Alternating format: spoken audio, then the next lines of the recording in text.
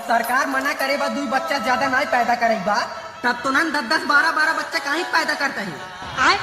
अगर सरकार तो राशन कार्ड में नमो काट दे का करबे? उनका महतारी का चिंगा फाड़ दे।